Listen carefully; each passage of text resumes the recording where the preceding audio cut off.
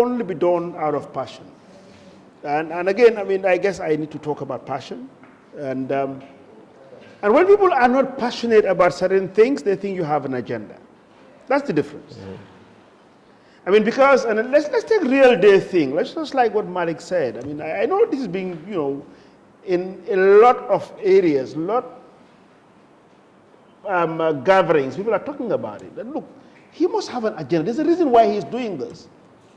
Why should he keep this hall here, just for these kids?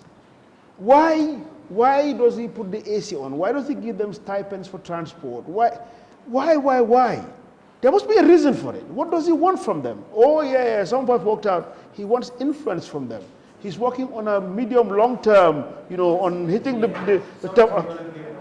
Sorry? Somebody said you want to be a president. It's even on my interview. Listen to my interview. I get asked all the time.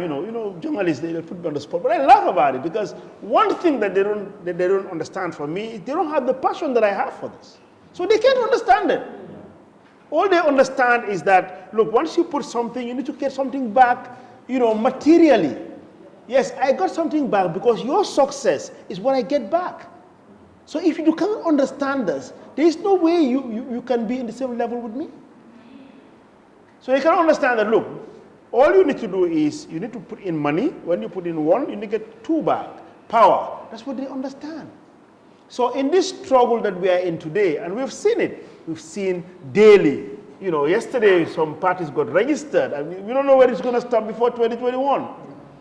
But I mean, again, for you guys, I mean, as far as I can control myself, I'm the last person you will see in this. Because there are certain things I enjoy that has got nothing to do with power. I don't love power. I don't need it. Wealth, not that because I am filthy rich. No. It's because I'm contented. Doylu. That's the bottom line. So you need doylu would munta understand could doylu. Yeah. So you don't understand because for him that's it. I mean, I'm not blowing my trumpet. I walked into my bank manager about 4 years ago in Nigeria, and he offered me to finance me to buy a private jet. And I looked at him and said, look, my friend, why would I need a private jet for? And he said, no, look, I mean, only people like you fly private jets here, so you don't have to take plane again to Banjul. But honestly, I reflect back from where I was born, and I cannot see myself being in a private jet, even if I could afford it. I mean, that money can go in a long way, in elevating other people's lives. And that's what I get my drive, my passion from. So let's talk about passion. First, let's define passion. What is passion? What is passion? Yes. It's something that you enjoy doing without money in the equation. Yeah. Anybody else?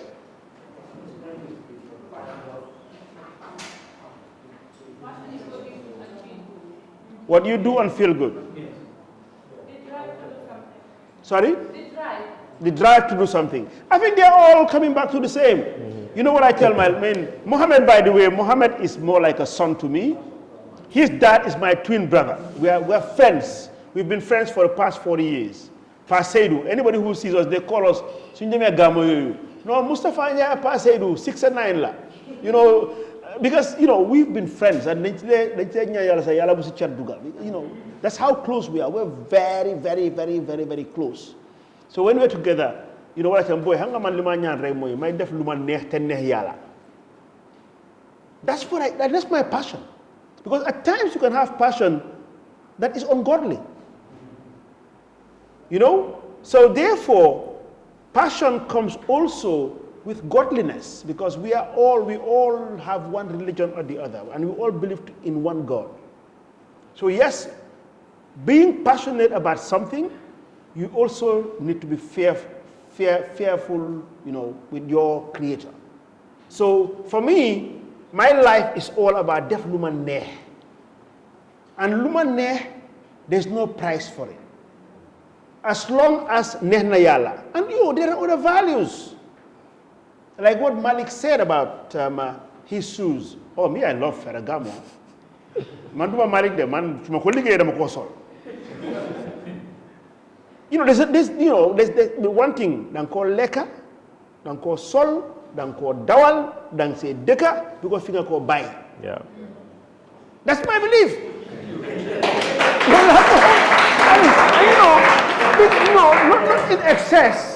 Not in excess, not at all in excess, really, because, I do certain things, and I have to share these things with you, not because, for anything. For example, I have made it now a point of duty. I travel a lot. That every time I travel out of the airport, over the past 1 year, there are some ladies who are selling bananas. Do you know there's some ladies at the airport who sleep there? On the concrete, they sleep there. So every time I travel or I arrive, I give them each $1,000. Because, one, I can relate to them. My mom, I told you, was selling buro liba. So when I look at them, I see myself that, look, these people are here sleeping on the floor because they are paying for a TAF. Maybe in the next 20 years or 30 years or so, this money that I'm giving these ladies, we will now bring another TAF up there. So, being empathetic, understanding people's lives. And that is what formulates you to be who you are. Some not, look at the but it's different. So for me, passion is about doing something you like doing, something you love. For many you being thirsty and drinking a bottle of water. What do you feel?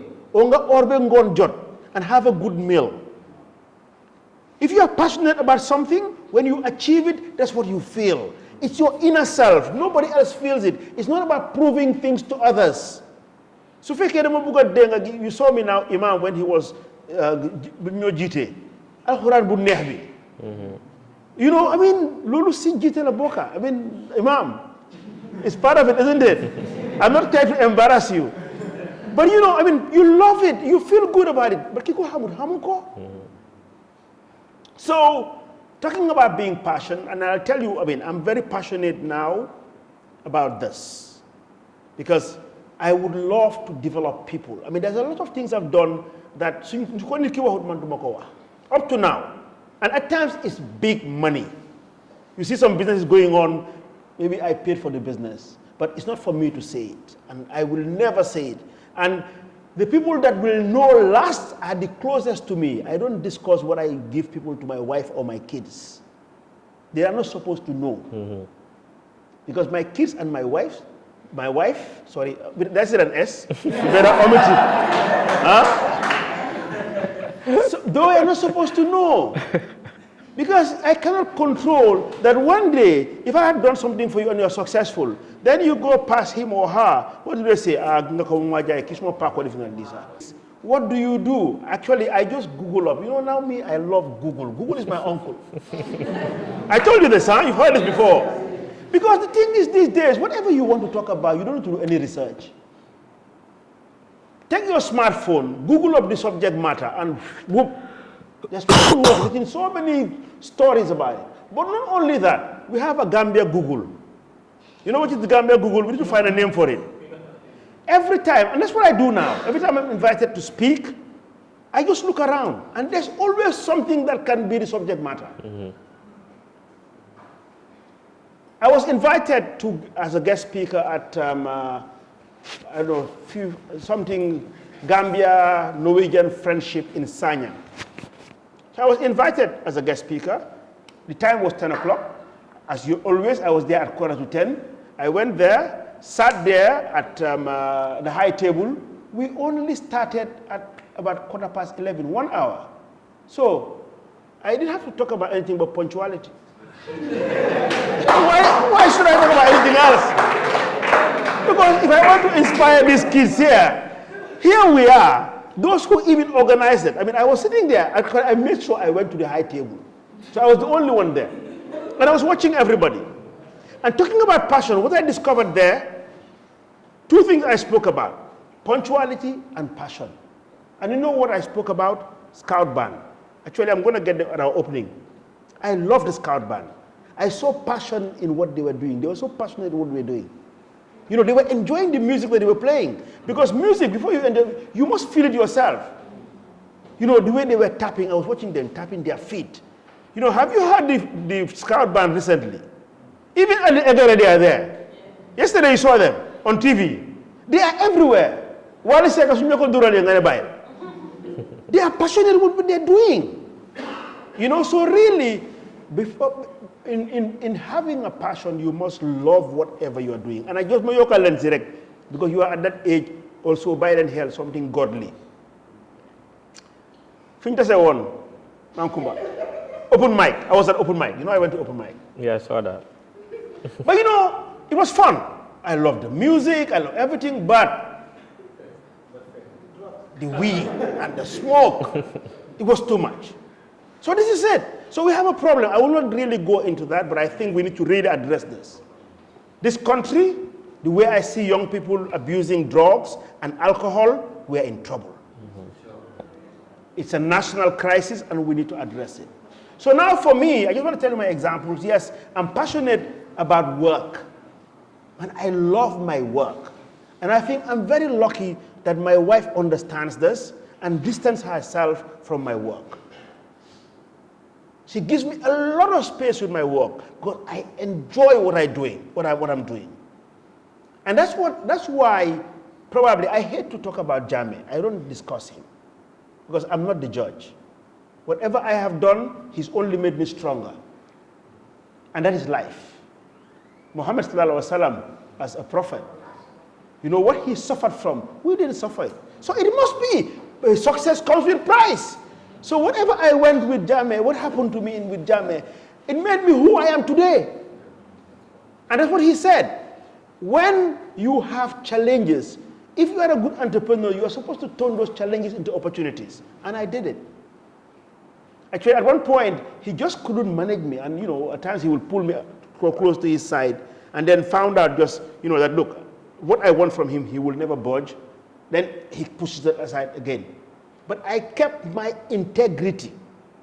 That is key. I kept my integrity. Go anywhere in the Gambia, they will tell you, TAF slow head rad nako def. Slow did la bu fa dem.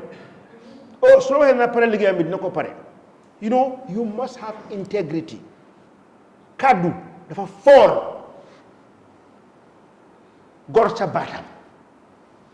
We shouldn't lose it. And some of the examples we are saying, it's not good for you guys.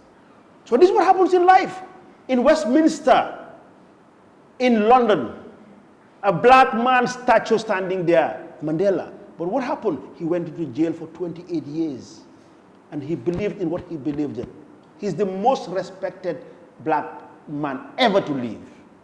So you can achieve it. So as I follow my passion for me, it makes me break glass ceilings because I believe in myself. Nit da nga gëm sa bopa. If Bill Gates can do it, Malik can do it. You have to believe in yourself. What's the difference? He's got all the everything that he has. So as I progress in life, I mean, went to Nigeria, you know, we completely disrupted everything. Went through challenges. I mean, at times I talk about this. I ran into a bank robbery. They broad daylight bank robbery with bullets flying everywhere. I woke up the next day, went to work because I love what I'm doing. So whatever you are doing in your passion, believe in yourself. And you need to discover yourself. Be fair with yourself. In your own quiet moments, you need to look at yourself and say, well, do I really love this? Whatever I am doing. I'm not doing it because Mr. A or Y or Z loves it and therefore I want to copy it. Somebody mentioned about ideas. You know, of somebody taking your ideas. Let them take it. Look, if you are passionate about something and you improve yourself, they will never be at your level. There's a saying that says, Topandor, Lumdewa, Yahana Domi Jambu. When they go, oh, generation gap. In our student time, that's what we used to say. You know, when you are really copying somebody, Topandor, Yahana Domi Jambu. But I say no. Topandor, Defana Domi Jambu. There's nothing wrong in emulating somebody who's done something good. Yeah. There's nothing wrong in it. But it's our mentality, the mindset.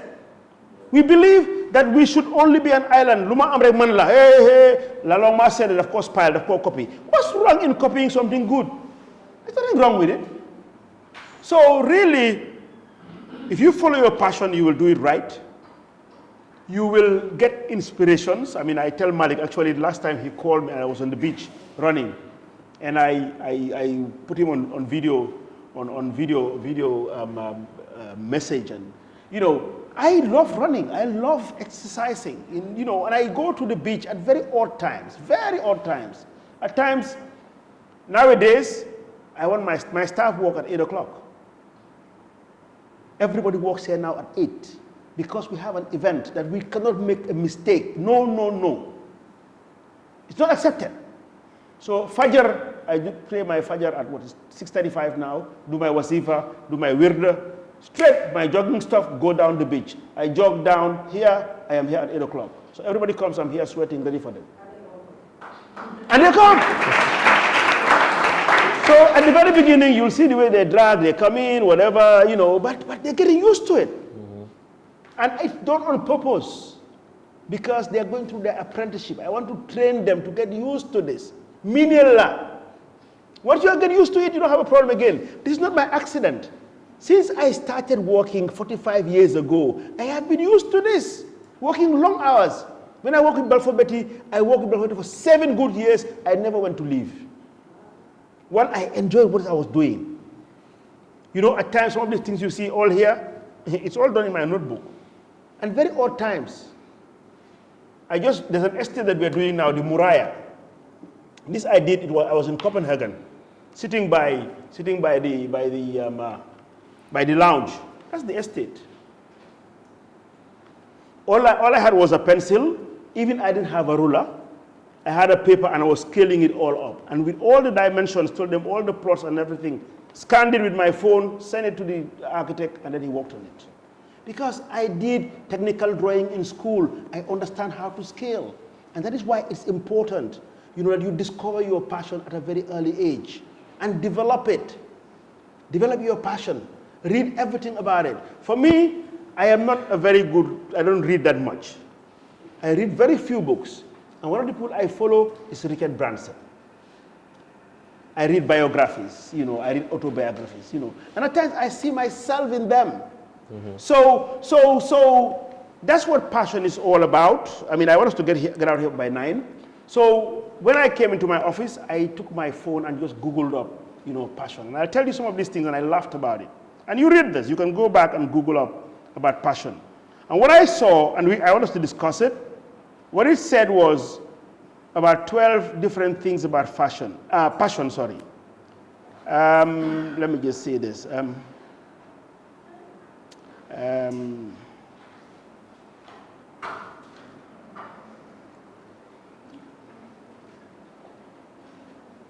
It says passion in life. 12 things that people do daily who are passionate about what they do. Now, I just go straight because I want to summarize. Here are 12 things passionate people do every day. Guess the first one, what it says. You cannot guess this, it's too wild. But anyway, let's move fast. They wake up early. At times I send some messages in the group. What time do I send it? 4 o'clock in the morning, 3 o'clock in the morning. Because good is for good. I can't just wait to wake up and do something. Because when you're passionate about something, and you know, I'm passionate about, I'll tell you now, and my kids and my staff know this about me. Because when I'm focused on doing something, like this stuff at 30, everything happening, it's about 1 year planning. Man as the visionary, because it's my vision. First, you know, I am in love with Yusundur. Man, I have been a Yusundur fan for a very long time. Now, no, very long time. I mean, I have done things with Yusundur for a very long time, ages ago. Now, Yusundur comes here every year. When he comes, he only plays, you know, for two shows and then for AfriCell. And I thought, look, I wanted him to play at our anniversary. So it was last year that whatever you are seeing now, it started coming into my mind and planning it. So I approached the manager says, no, we cannot do it. We only play. I said, no, don't worry, I'll talk to you. So I went to Dakar, spoke to him, TAF, yo kany nako def. So that was set aside. Planning. If you look at things like, if you see our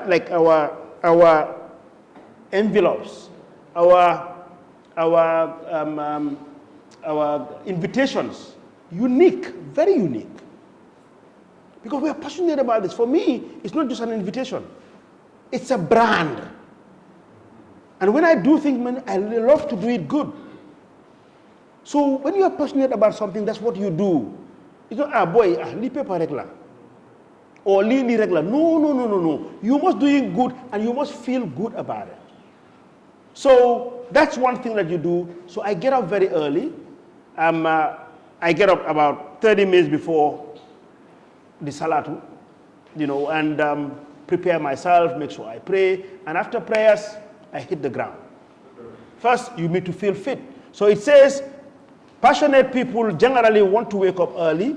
They have exciting things going on, and they can't wait to tackle them. So it's easy to hop out of bed early and start the day. But even for those who don't have a compelling reason to jump out of bed, waking up early gives you a head start of the day. It gives you extra time to prepare and prioritize. And quite early in the morning, it's often the best time to brainstorm, create, and generate solutions. If you haven't found your passion, this early time can be used to work on finding it. Then set your goals. Rather than just launching into the first activity that demands attention, passionate people have a plan. You spoke about this mall. You can see we're still working on this. It was about 7-8 years ago we built it. And when I was building it, somebody said, who will go there? Who will buy there? But Maroons are coming here now. And then we are building an office up. But I had thought that, look, population is going to grow. People are going to live beyond here. So there will be a demand. So therefore, if you are passionate about something, you need to set a plan. Like what they say with Asutech, set your plan. Those who are not passionate about what you are doing will never understand what you are doing. You're not on the same platform. They determine what's most important for the day. They prioritize their actions and they set 3 non-negotiable goals for the day. Let's just say goals. I'm not fussy about the number. And then I'll not read the rest. You can go down and do your research. And then they get engaged quickly. Gambians are not very good in engaging people, in general. You don't travel much, but anywhere that you go where you find Gambians meeting others, they're always by themselves. For example, go into South Africa, and then you find 3 or 4 Gambians who are attending a forum. They find themselves again. You don't do that.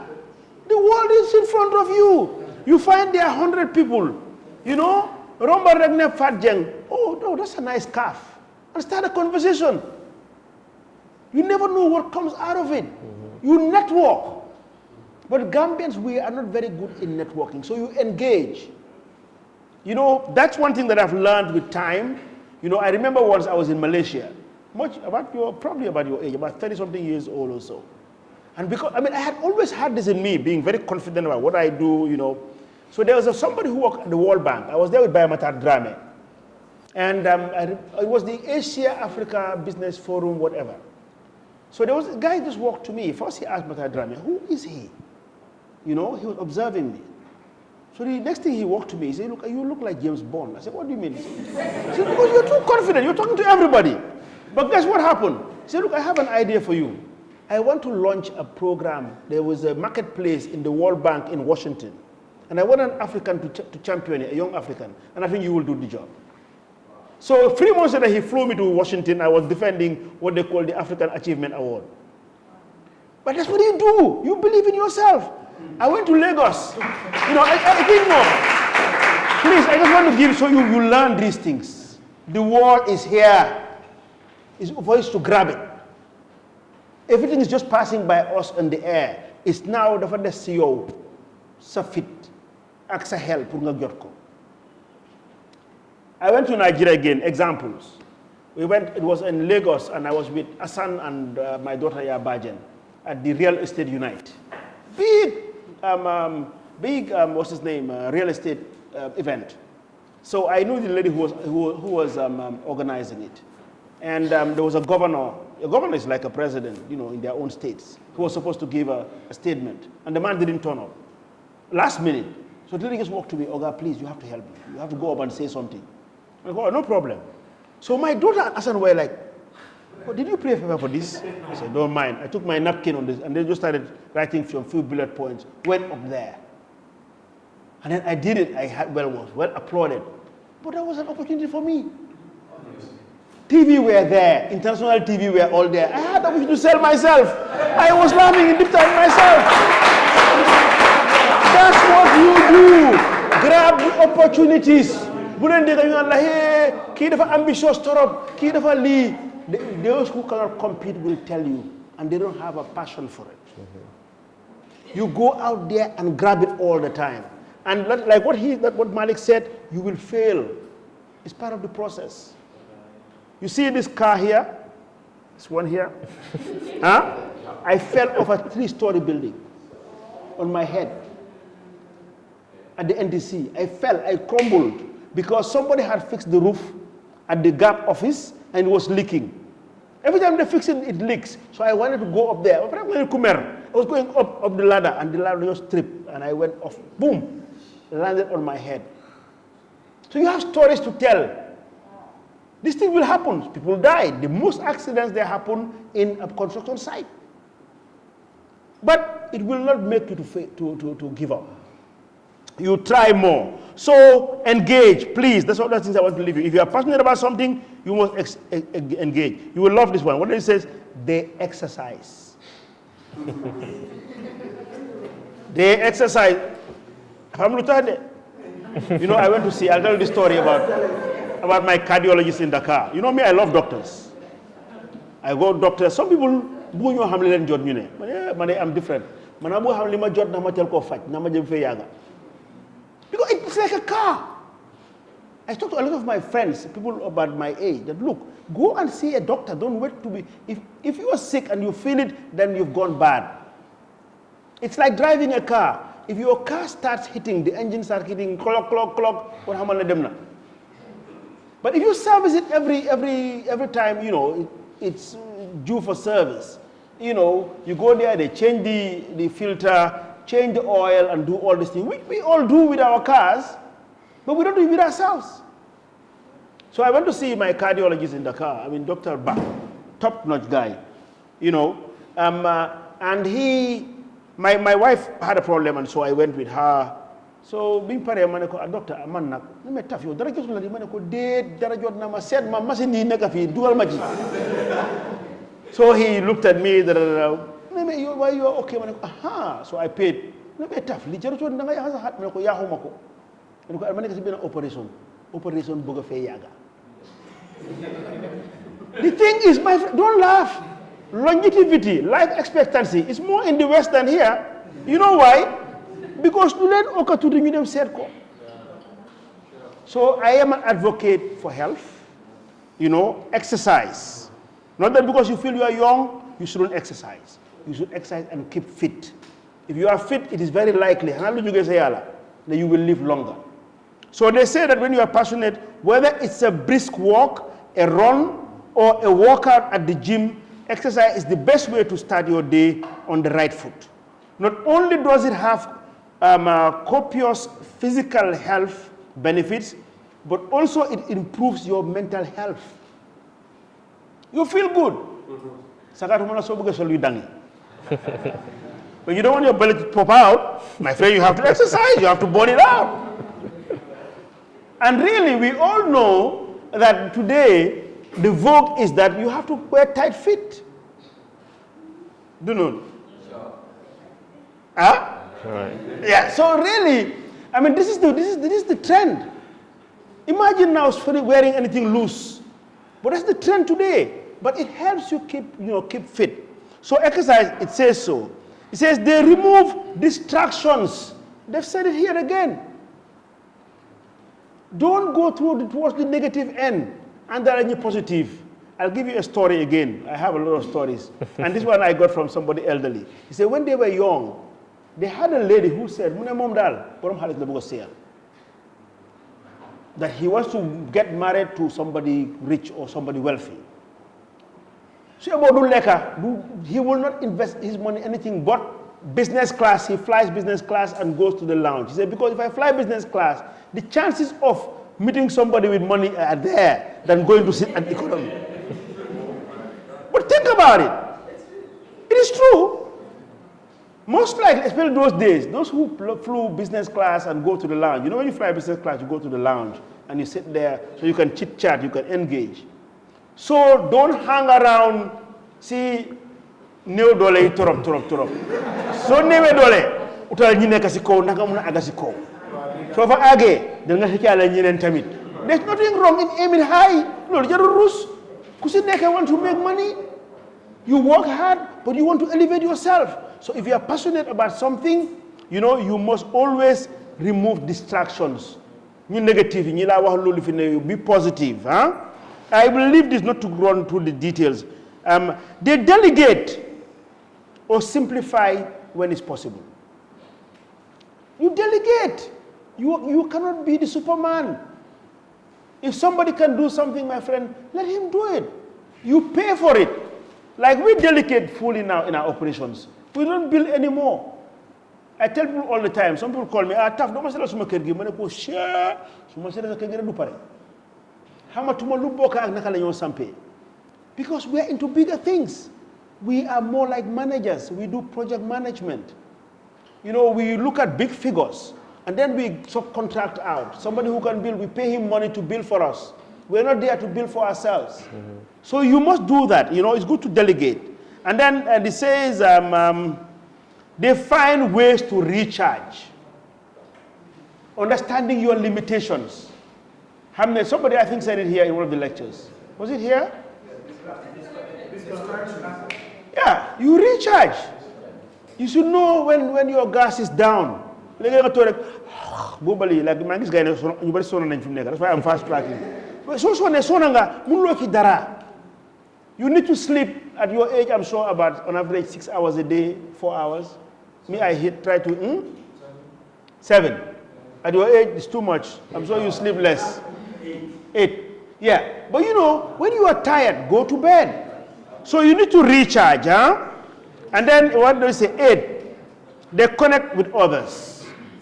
That I think we said again. And they remove positively through challenges. They move positively through challenges. I said it. Turn your challenges into opportunities. You know, I mean, again, you know, the story about Port Harcourt is something else. You know, a country where life is like drinking water. My first challenge in Port Harcourt was to face the community. Like land everywhere, and they're very violent. They're very violent. You can exchange words and make an error, boom, the bullet comes out. And their guns are everywhere. Machetes are everywhere. And you see it every day. So my first challenge was that we had a plantation within our site that was allocated to us. So the community came in, young boys, whatever, and my staff, because they knew what it takes, okay, let's run, these guys. I said, no, I'm not running. Why should I run? These are not wild animals, I'll talk to them. So I took the bull by the horn, opened my door, about 30 or so young men. Oh, no, this is our mother's land, everything. I said, hey, please. So we were still shouting, some started, you know, getting in, no, okay, let's listen. I said, what's the problem? He said, no, Rick, you can't do anybody any work than us. I said, well, that's not a problem. If you want to work, I'll give you the work. So they started calming down. So it wasn't an issue, it was a communication issue. Fast tracking. One of the guys who led it, actually Tony, he's coming to Gambia. We empowered him. Today, we have community contractors. Dixon is here. He's building for us in Dalaba. He was one of those community boys. We empowered them. We just looked at it and said, what is their problem? They want to work. So maybe somebody wasn't giving them work. So we gave them work and we won. So that is something that you must do. Turn your challenges into opportunities. 10, they focus on action than outcome. We see a lot of outcome that people focus here and not the action itself. They expect great things. You must think big. I said that before. They end the day with gratitude.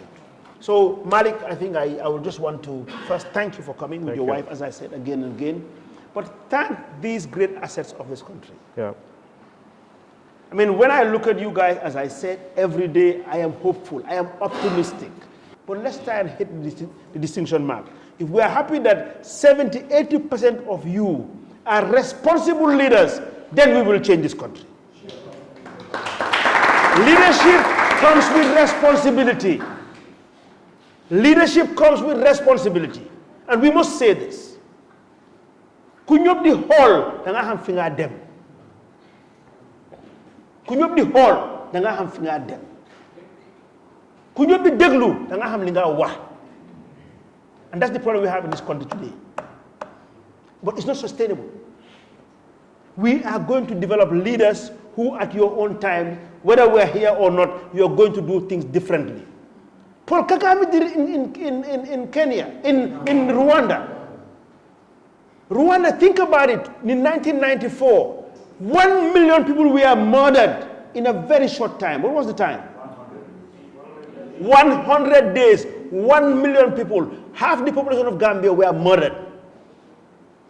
The country went down to its knees. Where is Rwanda today? It's the baby of success in Africa. So we don't have to get there. And I don't think we'll be there. We will never get that low. But we need to press the reset button. Whatever is happening with a lot of things that we're hearing is not sustainable. The only sustainable way to uplift your lives is to do things positively, do things the right way. And the right way is to engage and also to adapt those 12 values that we have taken time here for whole 1 year trying to put it in your heads. Even if you don't go for all the 12, please take away the 8 or take 2 at a time and have an oath with yourself to say that, look, I will abide by this. Because it's your life, sir. You're investing in yourselves. You're not doing it for me. Whatever happened, if you read my LinkedIn message, I'm going skydiving. Me, I have finished paying school fees. All my kids, Santa Yala, I've paid them for up to master's level. Those are my obligations. It's done. So whatever I'm doing for you is for your own good selves. It's not for me. As I said, I will really be honored and I will feel good that one day, probably in the next 20 years, which I'm working on, I want to see 80. If I sit down, walk into an office, probably with my walking stick or whatever, and meet a young lady or a big ogre there or guy there, oh yeah, this is the MD of this corporation, or he is this, he is that. Say, oh, I remember Lalo. That is the joy, and it's doable. We need to change the leadership in this country and Africa. Not because we want to lead, no. Because we think this is the only way it is sustainable. Otherwise, what is happening? You said about TVET. If you listen to my interview, I quoted figures. I hear very often some leaders will just quote percentages. No.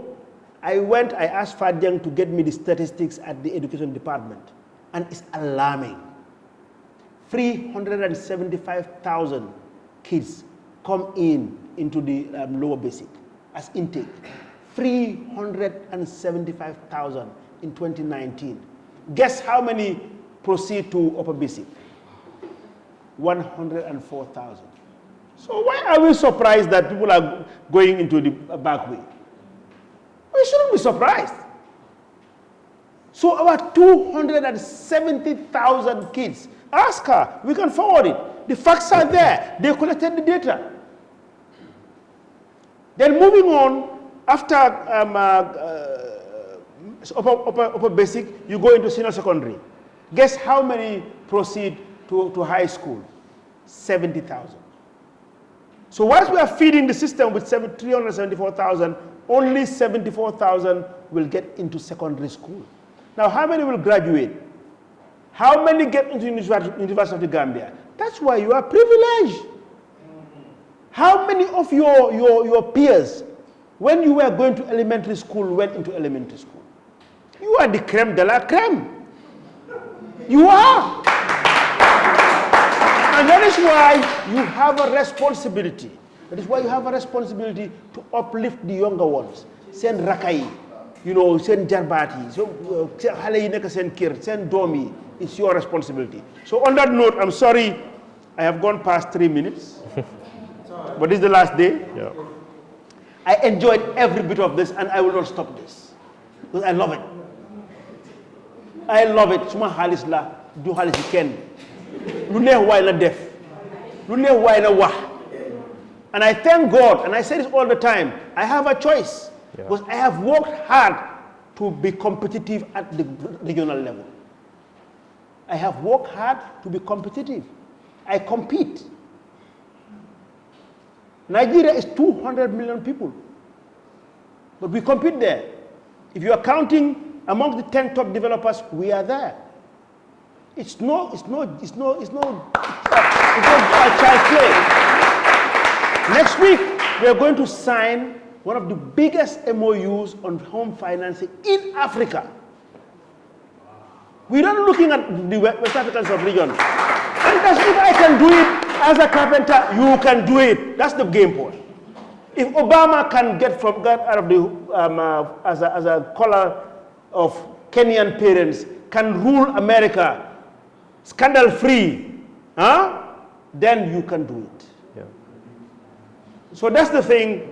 As I said, I cannot stop when I start. You press the button, I go on whatever. But let's continue. And